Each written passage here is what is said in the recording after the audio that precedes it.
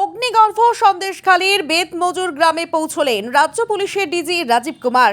সন্দেশখালী ২ নম্বর ব্লকের ১ নম্বর বের মজুর গ্রামের কাছারি অঞ্চল থেকে শুরু করে একাধিক গ্রামে ঘুরছেন তিনি। শুনছেন সাধারণ মানুষের অভাব অভিযোগ। সন্দেশখালীতে বানানো হচ্ছে একাধিক পুলিশ ক্যাম্প, সেখানে অভিযোগ জানাতে পারবেন নির্যাতিত গ্রামবাসীরা। গ্রামবাসীদের প্রতি রাজ্য পুলিশের ডিজি রাজীব কুমারের আবেদন, আইন নিজের হাতে তুলে নেবেন না। আবার আপনাদেরকে নিজের ভূমিকা একটু দেখতে হবে।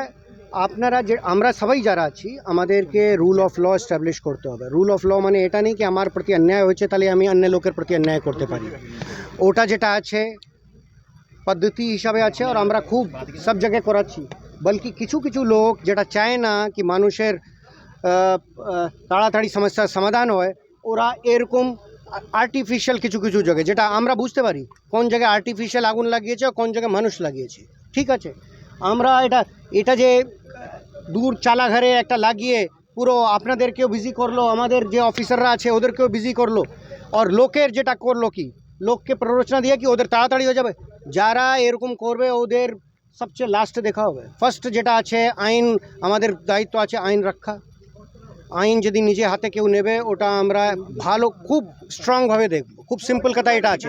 তো আজকে শুনুন না, সব কিছু করবো। দ্য অনলি থিং ইজ আপনার নিজের রোলও কি আমি কি মানুষকে আমরা প্ররোচনা দেবো কিছু কিছু ইয়া আমরা সৎ পথে ওটা করবো। আমরা কালকে আমি আপনাকে এই জন্য বলছি, আজকে ফার্স্ট পেজে বেরিয়েছে কি ওখানে মানুষ মাঠ ক্যাপচার করেছে। আপনারা নিজের চিন্তা আপনারা তো ছিলেন ওখানে। এরকম যদি টেবিলে বসে ইয়েলো জার্নালিজম পেড জার্নালিজম করে ওটাও গলত আছে। আমাদের নিশ্চয়ই আমরা যদি যেরকম আপনারা দেখলেন একজন বললো আমার ১ বছর আগে একটা বাড়ি ভাঙচুর, আমরা ডেফিনেটলি দেখবো, কিন্তু এর মানে নেই কি উনাকে অধিকার আছে কি উনি কারো বাড়ি ভেঙে দিতে পারেন। Thank you very much. আপনাকে আবার বলছি, আপনারা কোথায় ছিলেন? আমরা তো ছিলাম না।